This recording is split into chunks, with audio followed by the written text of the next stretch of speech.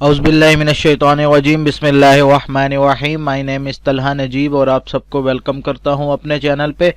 Before we start our topic, आप सबसे गुजारिश है कि प्लीज़ सब्सक्राइब के बटन को क्लिक कर लें ताकि जो भी अपडेट्स हों आप तक बवक्त पहुंच सकें।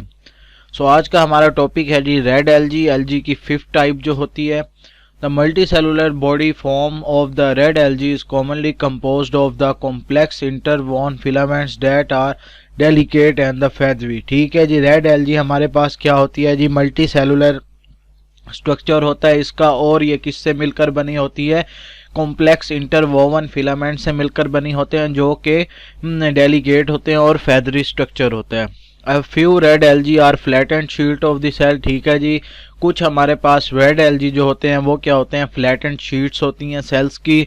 Most multi cellular red algae attach to the rocks और other substances by a basal hold fast. ठीक है जी, ज़्यादातर हमारे पास जो मल्टी सेलुलर रेड एलजी है वो क्या करती है, वो हमारे पास रॉक्स से अटैच हो जाती है या फिर किसी दूसरे सब्सटेंसेस से अटैच हो जाती है। किसके थ्रू अटैच हो जाती है, बेसल होल्ड फास्ट के थ्रू। ठीक है जी, कुछ हमारे पास रेड एलजी जो होते हैं वो इनकॉर्पोरेट होते हैं किसके, कैल्शियम कार्बोनेट के, यानी कि कैल्शियम कार्बोनेट जो होती है वो उनके सेल वॉल के अंदर होती है।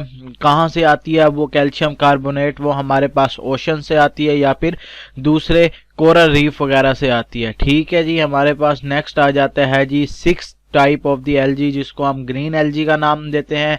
ग्रीन एलजी के अंदर क्या होते हैं जी, पिगमेंट्स होते हैं, ये एनर्जी रिजर्व प्रोडक्ट्स होते हैं एंड सेल वॉल्स। और इसके अंदर सेल वॉल होती है कि वो जो सेल वॉल होती है वो बिल्कुल आइडेंटिकल होती है किसके, जैसा कि प्लांट्स की सेल वॉल है वैसे ही। Green algae are photosynthesis. Green algae जो है वो हमारे पास फोटोसिंथेटिक होती है, यानी कि फोटोसिंथेसिस करती है। किसके थ्रू फोटोसिंथेसिस करती है, क्लोरोफिल ए के थ्रू फोटोसिंथेसिस करती है, क्लोरोफिल बी के थ्रू फोटोसिंथेसिस करती है और कैरोटीनॉइड्स के थ्रू फोटोसिंथेसिस करती है, जो कि कहाँ पे प्रेजेंट होते हैं, क्लोरोप्लास्ट के अंदर। ठीक है जी, इनका जो मेन एनर्जी का रिजर्वियर है वो क्या है जी, स्टार्च की फॉर्म है। Most green algae possesses cell wall with the cellulose. ज़्यादातर जो हमारे पास ग्रीन एलजी होती है उनकी जो सेल वॉल होती है वो किससे बनी होती है जी, सेल वॉल से बनी होती है। Because of these other similarities, it is generally accepted that plants arose from the ancestral green algae। ठीक है जी, इसी सिमिलैरिटीज़ की वजह से ये माना जाता है कि जो प्लांट्स हैं हमारे पास वो कहाँ से निकले हैं या कहाँ से बने हैं, वो ग्रीन एलजी से बने हैं। ठीक है जी, evidence from the RNA sequence also include that green algae and plants form a monophyletic lineage. ठीक है जी, हमारे पास जो आरएनए के एविडेंस हैं वो ये इंडिकेट करते हैं कि जो ग्रीन एलजी है या फिर प्लांट हैं वो क्या बनाते हैं, हमारे पास एक लीनिएज बनाते हैं जिनको हम क्या नेम देते हैं, मोनोफाइलेटिक लीनिएज का नेम देते हैं। नेक्स्ट है हमारे पास जी आ जाता है इम्पोर्टेंस ऑफ द एलजी। ठीक है, एलजी की इम्पोर्टेंस क्या है, एलजी की इकोनॉमी के हवाले से या इन्वायरमेंट के हवाले से बहुत ही इम्पोर्टेंस है। ठीक है जी, algae have great economic and the environmental importance for us. Some algae such as kelps are edible and may use to overcome shortage of food in the world. कुछ एलजी की टाइप्स जैसा कि हमारे पास आ जाता है जी, कैल्प्स एक एलजी की टाइप है जो कि एडिबल है, यानी कि हम उसको इस्तेमाल कर सकते हैं और तब भी यूज़ हो सकती है जब हमारे पास फूड की शॉर्टेज हो, यानी कि कहत आ जाए। मैरीन एलजी, अगर हम पानी में जो एलजी होती है उसकी बात करें तो वो भी क्या है जी, source of many useful substances like algin, agar, carrageenan and the antiseptics. ठीक है जी, मैरीन यानी कि पानी में रहने वाली जो हमारे पास एलजी है वो भी हमें यूजफुल सब्सटेंसेस प्रोवाइड करती हैं, जैसा कि एल्गिन हो गया, एगर हो गया, कैरागिनन हो गया या फिर बहुत सी एंटीसेप्टिक्स। एलजी जो है वो मेजर प्रोड्यूसर्स है किस चीज़ की, एक्वेटिक इकोसिस्टम की, यानी कि एक्वेटिक इकोसिस्टम में ये मेजर हमारे पास फूड चेन को जो चीज़ कंट्रोल करती है उसमें आती हैं। Thus they play basic role in food chain food chain को अपनी जगह पे रखने के लिए बहुत ही ये इम्पोर्टेंट रोल प्ले करती है। कैसे करती है कि ये फूड भी प्रोवाइड करती है और ऑक्सीजन भी प्रोवाइड करती है, किसको, दूसरे एनिमल्स को। नेक्स्ट हमारे पास आ जाता है जी फंगस लाइक प्रोटिस्ट। ठीक है जी, फंगस लाइक प्रोटिस्ट क्या होता है? कुछ प्रोटिस्ट जो होते हैं superficially resemble fungi.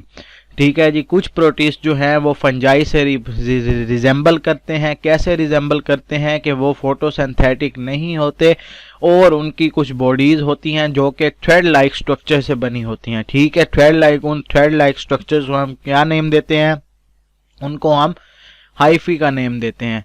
However, the fungus-like protists are not fungi for several reasons। ठीक है, लेकिन जो fungus-like protist है वो फंजाई नहीं होते, फंजाई की तरह होते हैं लेकिन फंजाई नहीं होते। क्यों नहीं होते? उसकी कुछ रीजंस हैं। रीजंस कौन सी हैं? कि बहुत सारे जो प्रोटिस्ट होते हैं उनके अंदर सेंट्रियोल्स होते हैं और वो क्या प्रोड्यूस करते हैं? सेलुलोज प्रोड्यूस करते हैं, जो कि मेजर कंपोनेंट होता है उनकी सेल वॉल का। जबकि हमारे पास अगर हम देखें फंजाई, तो फंजाई के अंदर सेंट्रियोल्स नहीं होते और जो उनकी जो सेल वॉल है वो किससे बनी होती है? वो चिटिन से बनी होती है। ठीक है जी, इसमें क्या बताया है कि हम जो फंगस लाइक प्रोटिस्ट होते हैं वो बिल्कुल ज़्यादातर फंजाई से रिजेंबल करते हैं लेकिन वो फंजाई में नहीं होते। फंजाई क्यों नहीं होते? क्योंकि जो हमारे पास फंगस लाइक प्रोटिस्ट हैं वो क्या करते हैं? उनके पास सेंट्रियोल्स होते हैं और उनकी जो सेल वॉल है वो सेलुलोज से बनी है। जबकि हमारे पास फंजाई जो है उसके अंदर सेंट्रियोल्स नहीं होते और उसकी जो सेल वॉल है वो चिटिन से बनी है। अब जो ये फंगस लाइक प्रोटिस्ट हैं ये आगे दो टाइप्स में डिवाइड हो जाते हैं। नंबर फर्स्ट को हम नेम देते हैं जी स्लाइम मोल्ड और नंबर सेकंड को हम नेम देते हैं जी वाटर मोल्ड, जिसको हम क्या भी कहते हैं, जिनको हम ओमिसोट्स भी कहते हैं। ठीक है जी, हमारे पास फर्स्ट में आ जाता है जी स्लाइम मोल्ड्स या फिर जी माइजोमाइकोटा। ठीक है, Myxomycota. The feeding stage of slime mould is the plasmodium. जब वो हमारे पास स्लाइम मोल्ड जो है वो फीडिंग स्टेज पे होता है तो उसको हम नेम देते हैं प्लाज्मोडियम का। और ये मल्टी न्यूक्लिएट मैस होता है। किस चीज़ का मैस होता है? हमारे पास साइटोप्लाज्म का। और ये ग्रो करता है कितना जी? 30 सेंटीमीटर इन डायामीटर, 30 सेंटीमीटर यानी कि 1 फुट। ठीक है, अब जो प्लाज्मोडियम है वो क्या होता है? उसकी अपीयरेंस कैसी है? वो स्लाइमी अपीयरेंस का होता है, स्ट्रीम होता है, ओवरडैम्प होता है। ठीक है जी, decaying logs and the leaf filter. ठीक है, जैसा कि हमारे पास जो लीव्स होते हैं जब वो डिके हो रहे होते हैं तो उस टाइप का हमारे पास स्ट्रक्चर देता है। और ये एक नेटवर्क बनाता है चैनल्स का। ठीक है, जो कि क्या करते हैं? लार्ज एरिया को कवर कर लेते हैं। ठीक है, as its creep along its ingest bacteria, yeast, spores and decaying organic matter. और जब ये कवर कर लेता है यानी कि एक सरफेस एरिया बना लेता है किसी भी चीज़ के ऊपर, तो ये क्या करता है? जो बैक्टीरिया हो गए, यीस्ट हो गए, स्पोर्स या दूसरे जो डिकेइंग मैटर्स हैं उनको इंजेस्ट कर लेता है अपने अंदर। It often forms a network of channels that cover a large surface area. As it creep along, it ingests bacteria, yeast, spores and decaying organic matter. ठीक है जी, जब अब अनफेवरेबल कंडीशन होती है, जो ये हमारे पास स्लाइम मोल्ड हैं ये क्या करते हैं? ये रेजिस्टेंस पैदा करते हैं हैप्लॉइड स्पोर की। किसके थ्रू? मियोसिस के थ्रू। किसके अंदर? स्टॉक स्ट्रक्चर के अंदर, जिसको हम क्या नेम देते हैं जी? स्पोरेंजिया का नेम देते हैं। जब कंडीशन हमारे पास फेवरेबल हो जाती है दोबारा से, तो वो जो स्पोर्स बनाए होते हैं मियोसिस के थ्रू वो क्या होते हैं? जर्मिनेट करते हैं और क्या हमारे पास बना देते हैं जी बाईफ्लैजिलेटेड या फिर अमेबॉइड प्रोडक्टिव और the swarm cell which unite to form the diploid zygote, जो कि मिलकर क्या बनाते हैं जी? डिप्लॉइड जाइगोट बनाते हैं। जाइगोट क्या करते हैं? आगे प्रोड्यूस करते हैं मल्टी न्यूक्लिएट प्लाज्मोडियम और ईच न्यूक्लियस जो होता है उसमें वो क्या होता है हमारे पास? Diploid. During unfavorable conditions, slime molds form the resistance haploid spore by the meiosis within the stalk structure called sporangia.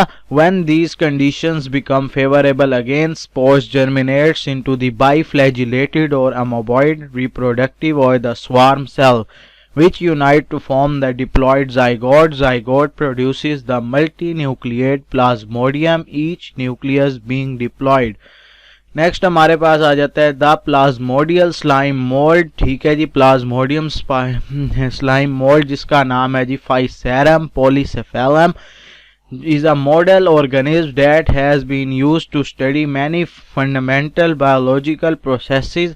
जैसा कि हमारे पास एक प्लाज्मोडियल स्लाइम मोल्ड है जिसका नेम है फाइसेरियम पॉलीसेफेलियम। ये क्या है जी, हमारे पास एक मॉडल है ताकि हम स्टडी कर सकें बायोलॉजी के फंडामेंटल प्रोसेसेस, जैसा कि ग्रोथ को स्टडी कर सकते हैं या फिर डिफरेंशिएशन को स्टडी कर सकें, साइटोप्लाज्मिक स्ट्रीमिंग को स्टडी कर सकें और बहुत से फंक्शन स्टडी कर सकें साइटोस्केलेटन के। नेक्स्ट हमारे पास जो टाइप आ जाती है जी फंगस लाइक प्रोटिस्ट की, वो हमारे पास आ जाती है जी वाटर मोल्ड और या फिर ओमाइकोसाइट्स। ठीक है जी, ओमियोसाइट्स shows the close relation with the fungi। ये जो ओमियोसाइट्स होते हैं ये क्या हैं जी, क्लोज रिलेशन और शो करते हैं फंजाई के साथ और इनका जो स्ट्रक्चर है वो सिमिलर होता है, लेकिन रिकॉर्ड होते हैं कि ये फंजाई से भी क्या है जी ज़्यादा एंशियंट ग्रुप है।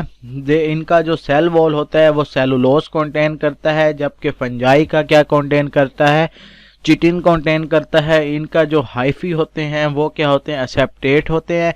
एसेप्टेट का मतलब है कि क्रॉस वॉल्स नहीं होती। ठीक है जी, oomycetes includes a number of the pathogenic organism. इनके अंदर क्या है जी, पैथोजेनिक ऑर्गेनिज्म का एक लार्ज नंबर होते हैं जिनको इंक्लूड होते हैं उसके अंदर माइटोफाइथोरा इन्फेस्टेंट्स। ठीक है जी, जो क्या काम करते हैं, जो कि इनफेमस रोल्स करते हैं ह्यूमन की हिस्ट्री के अंदर। यानी कि इसका जो हमारे पास वाटर मोल्ड या ओमिसाइट्स हैं ये क्या है, एंशियंट हैं काफ़ी और ह्यूमन की हिस्ट्री पे इसने बहुत सारे असरअंदाज किए हैं। ठीक है, ये हमारे पास स्ट्रक्चर भी आ जाता है फाइटोफिलिथोरा इन्फेस्टेंट का।